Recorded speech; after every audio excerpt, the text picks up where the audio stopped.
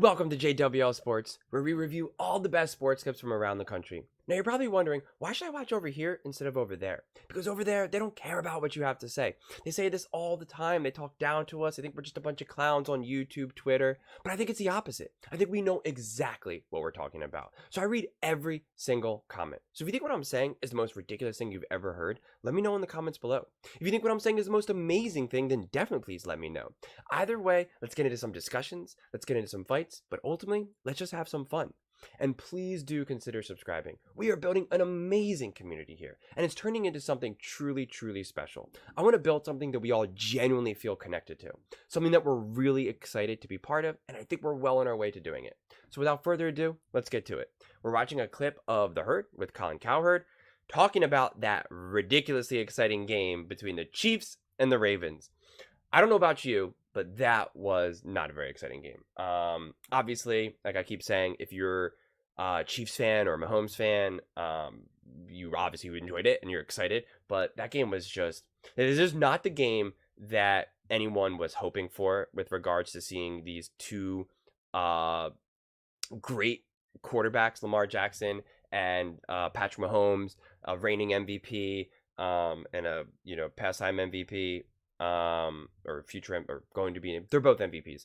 And it just was just not, it was just an ugly game, I watched a lot of the games with my family, and I actually felt bad because they were just like, what's going on here, right? And then when we watched the Lions game, the Lions 49ers game, it's like that has all this action, and that was more like what you would be thinking, a shootout between Patrick Mahomes and Lamar Jackson, and instead it was a shootout between Jared Goff and Brock Purdy, So, but the game really showed a lot about Patrick Mahomes and Andy Reid to me more than anything, but then also showed the immaturity and the lack of trust you can have in Lamar Jackson. And again, to me, this game really illustrates all of the strengths that, say, Patrick Mahomes and Andy Reid, for that matter, have, and all of the weaknesses that Lamar Jackson and Harbaugh, for that matter, have. Because Patrick Mahomes, what I think actually makes Patrick Mahomes more of the GOAT than anything else is his consistency. It's really the consistency more than his high level of play. And a lot of people were saying, he didn't have a big game, but he did. He didn't have an electric game, but he didn't have this big game in the sense of that he had to throw for 400 yards, but he played a great game. He played a nearly perfect game. He did exactly what he needed to do, and that's the difference, and that's what makes him so great.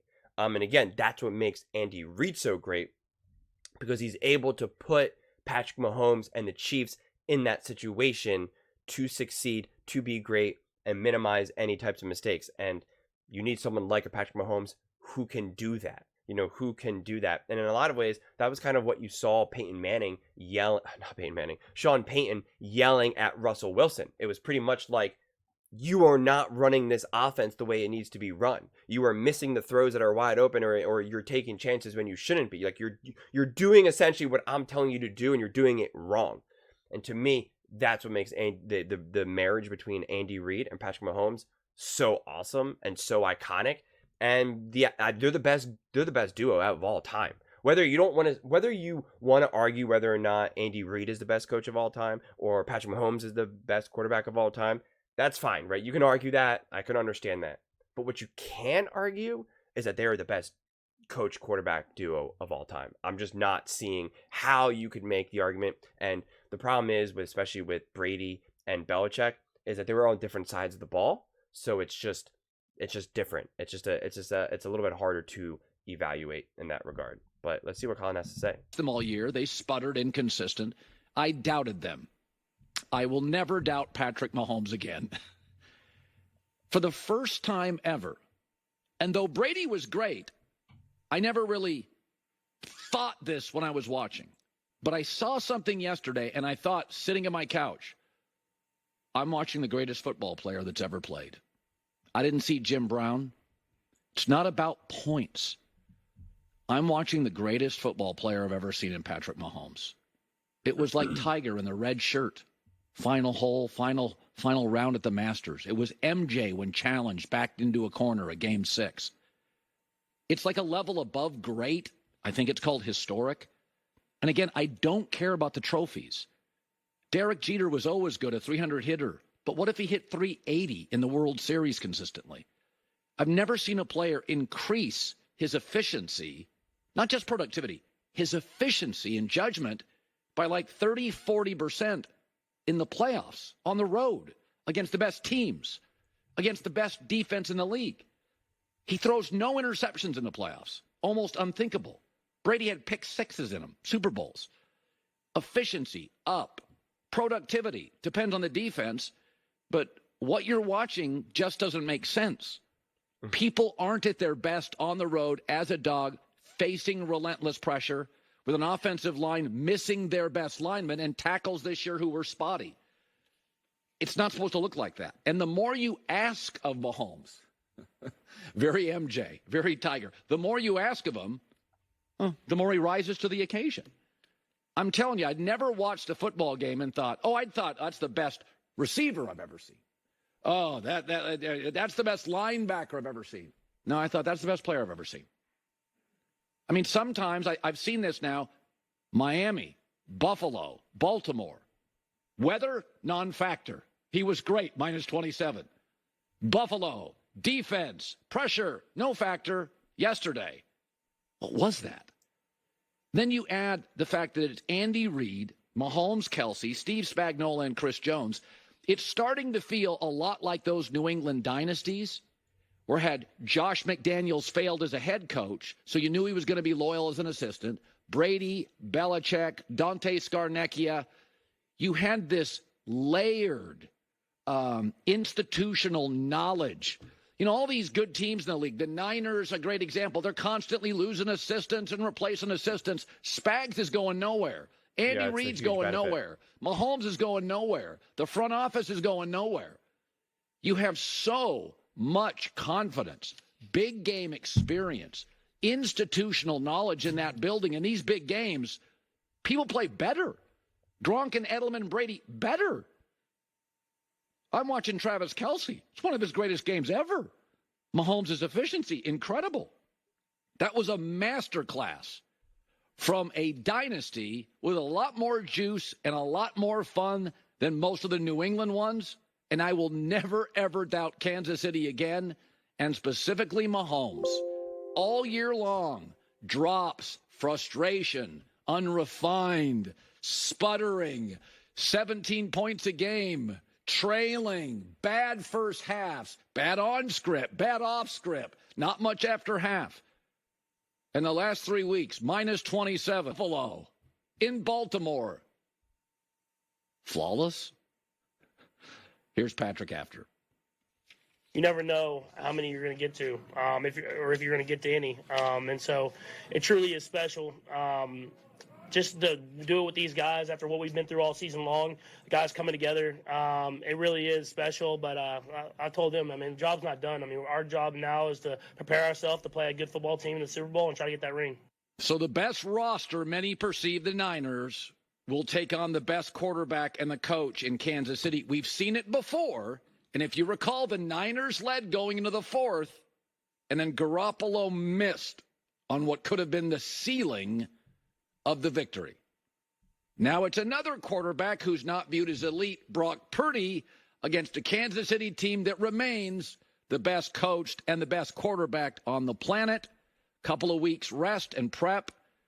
2 offensive coaches, what a shock, are left. And probably the 2 best offensive coaches in an offensive sport are left. And I can't wait. I'll get to the Niners. Yeah. It's tough because we can't compare what happened in before the last time they met because they're just different teams. Patrick Mahomes wasn't even Patrick Mahomes yet, theoretically, right? He hadn't had all that experience yet, the ups and downs in these big moments, and Patrick Mahomes has only gotten better since then. And as well as the 49ers are a different team because they have different weapons. They have Christian McCaffrey now. They have Brock Purdy instead of Jimmy Garoppolo. So this is definitely what's really cool about this.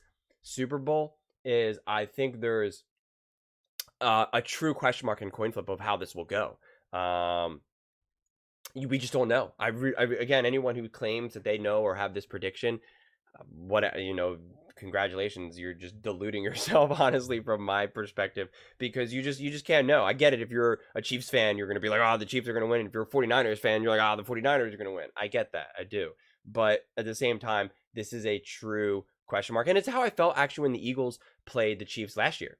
I was just kind of like, I don't know who's going to win this game. And that's how the game unfolded. The game unfolded in a way where it could have been anyone's game. It really was anyone's game until the final seconds. And that's what makes it really, really fun. I think there was a couple other matchups. Like if it was the Chiefs versus the Lions, I'm going to be like, oh, I'm picking the Chiefs, unless Ben Johnson really comes out with something special. I was like, I'm going to, bet on Patrick Mahomes. And if it was Lamar Jackson and the Ravens versus the 49ers, it's hard to forget what the Ravens did to that, in the previous weeks. Obviously, you're going to think differently after seeing Lamar Jackson in that game.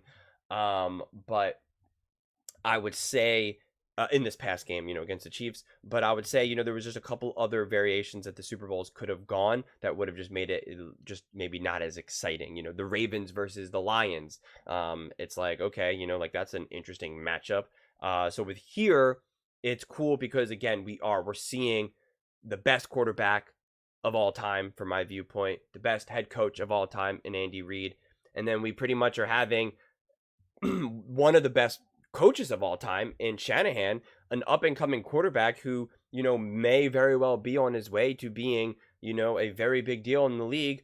And obviously just amazing weapons at their disposal with McCaffrey and Ayuk and Kittle. And again, and they're also veterans too, which is nice because now you don't have to factor in, well, I don't know, Kittle's never been in this moment before. Christian McCaffrey, how is he gonna handle the pressure? We know he plays really well during the regular season, but he's never been in this moment before. We don't have to bake that into trying to figure this out. So which is exciting because we should expect high level of play between both teams. And ultimately, that's what we want, right? We want the excitement. We want the drama. We want the interest. We want players to play at their top level. To me, watching Lamar Jackson and the Ravens, that was a major letdown.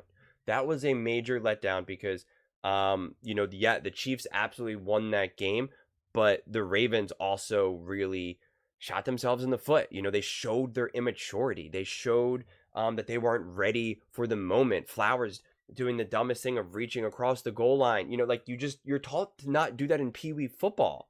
It's literally football 101. You're taught not to do that unless it's like the final play of the game and it's do or die. And why don't you do that? For that exact reason. And it was a great heads up play by the Chiefs defense to not give up on that. But regardless, it was bad. And then same thing with Flowers getting the taunting penalty. And it's like, what are you doing? That's the immaturity. Lamar Jackson, it's a close game. It's still like a 7-point game. And he's slamming his helmet, throwing the ball into triple coverage, right? Like that wasn't just good defense. That was a bad decision making, right? But again, the Chiefs made Lamar Jackson uncomfortable, which then it started to spiral. Because and so I think there's just such major question marks going into the future with Lamar Jackson and Harbaugh for that matter, because that game plan was awful, awful, awful, awful, awful. I mean, and think about what Andy Reid and he has Patrick Mahomes, and yet he still handed the ball off like 25 plus times. They ran for like 32 times, which is unbelievable. Compare that to Lamar Jackson and the Ravens, where they ran 16 times, and it was only 6 of those carries was to the running backs.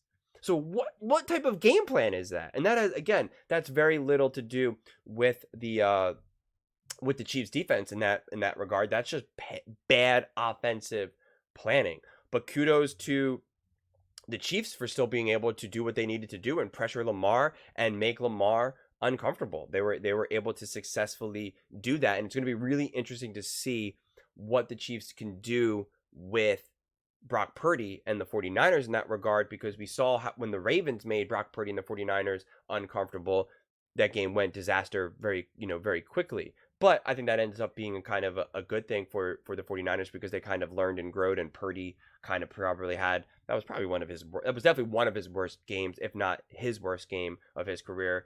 And then, he even kind of got injured out of that game, and they were like, we're not even going to put you back in. even though he was more than capable of, which again, I think ends up probably being a good thing because Purdy gets to learn, grow, and Shanahan gets to look at the tape and be like, okay, what did the Ravens do that made Purdy and just our offense as a whole so uncomfortable? And you can kind of build off of that, and I think that'll help them game plan going up against the Chiefs. So really fascinating to see these matchups and see how this game's going to go. As I said, I really have no idea who I think is going to win this game. It's such a question mark, which is, to me, makes it so much more exciting and interesting. The last time I can really remember that was, again, the Eagles versus the Chiefs, where I really had no idea who was going to win that game. I was like, either of these teams can win, and clearly that was how it unfolded. So hopefully it's the same thing in this game. And again, we don't get any of these like random freak things that kind of just like ruin the flow of the game, like either Christian McCaffrey getting injured in the first quarter, or a punt that hits someone's leg and now they get the ball at the 1 yard line for a touchdown. Just like these things that are just like, that's so fluky. I hate when games are decided by flukes. So obviously that happens, and they could be exciting, especially if you're really invested and you're rooting for a certain team. But if you're just more of outside looking in, and especially for these games, outside of you being a Chiefs or 49ers fan, you want to see excitement. You want to see a fair match. You want to see a fair fight. You don't want to see a game decided based off, like, who wants to see that? Christian McCaffrey or Debo, right, hurts his shoulder, and you're like, oh, that's no fun, right? You want to see the best of the best playing at the best against the best. That's what you want to see. So hopefully we get that. You get 2 weeks off right now, so plenty of preparing, plenty of healing. So I'm excited. I can't wait. But what do you all think? Did Patrick Mahomes show you something that you didn't already know? Maybe doubtful. I don't know. How do you think that game unfolded? Would love to hear your thoughts on this one. Let me know in the comments below. Please don't forget to subscribe. As I said, we are building an amazing community here, and I would absolutely love to see you part of it. And please don't forget to give this video a thumbs up, as it really helps with the visibility and the algorithm. Thank you so much, and see you next time.